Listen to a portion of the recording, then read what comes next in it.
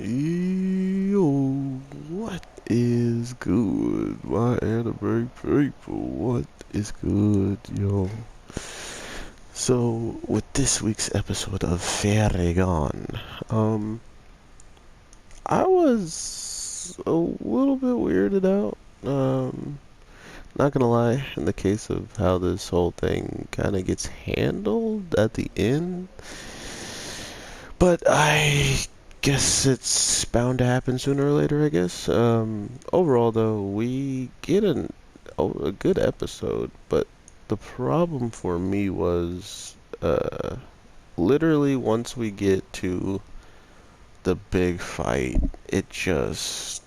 The show quality and the fight quality and everything didn't feel that amazing, right? Like it just felt kind of eh. So let me get into the full episode. So, what we get to see this week's episode is pretty much our group learns about where the whereabouts of more of these people who are pretty much trying to make fairy possessors, like fairy users. And because of this, it's a huge problem in the case of not only are they just outright killing people because not all of them can live in these situations, um, but to then you think about it like uh, the only reason why they're really doing this is to have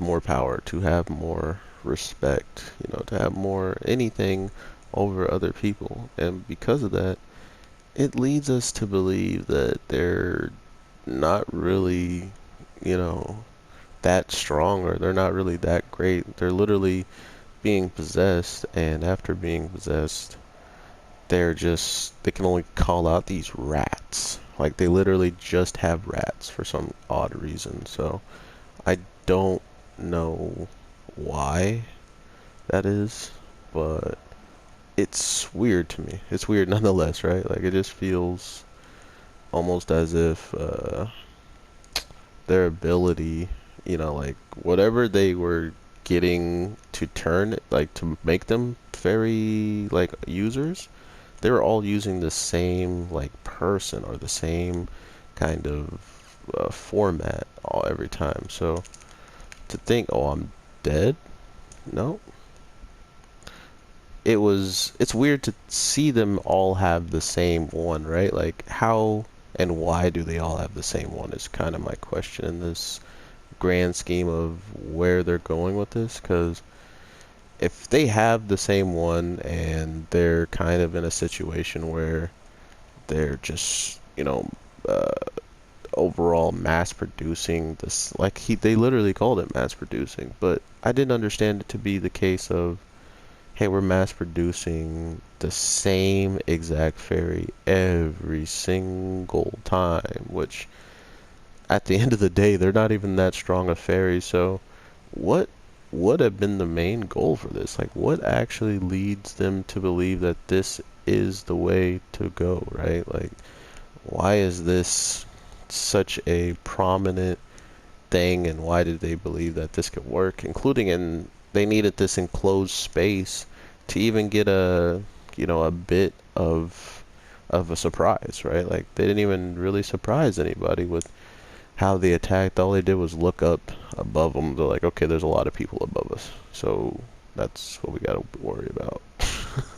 That's it. Like nothing really crazy was transpiring and stuff like that. So I feel like there's a lot to still take in as a whole of why people are doing what they're doing, and if they are doing all this, why right now in the way that they are. Like why that fairy when they could have all had the sensory fairy. So clearly they didn't want to use the main guy, and the case of, maybe having him uh give out too much of his power and maybe become weaker because of it. But then we see him going in a one-on-one against our boy Free and gets bodied.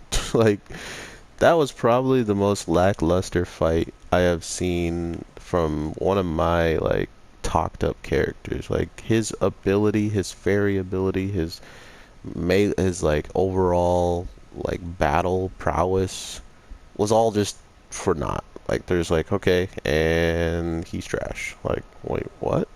He's just trash now. That's what we're doing here.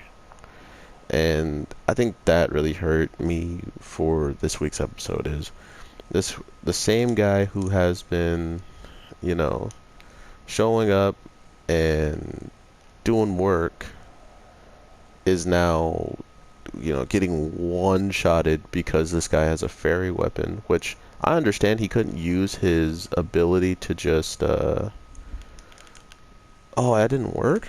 He couldn't just use his ability to see the fairy because of the fairy weapon, and she went right back for me. That was dirty. Um, which is fair. Like, okay, now I can't see your attacks and they're going to be a lot harder to predict, stuff like that. Got it. But he literally was showing that he was fighting multiple people before his fairy even came out to help him, and he didn't need that help, right? Like, I don't get why the threat of the fairy weapon changed his whole entire, like, combat skill level, you know? Like, I understood he couldn't see and predict, but he didn't need to see or predict to go against multiple people. And then when he did go against a fairy and a person, he did use his. Like, I don't know. It was weird to me. And not only that, someone who really, really, really didn't need to have a fairy weapon has a fairy weapon now. So, yeah, that's also a thing. So, we'll see how that plays out. I hope you guys are having an amazing day, night, evening, whatever the case may be when you're watching this. I am your boy, Anime J. And I will definitely, definitely talk to you in the next one. So with that being said, I just got grabbed by a giant snake, and peace.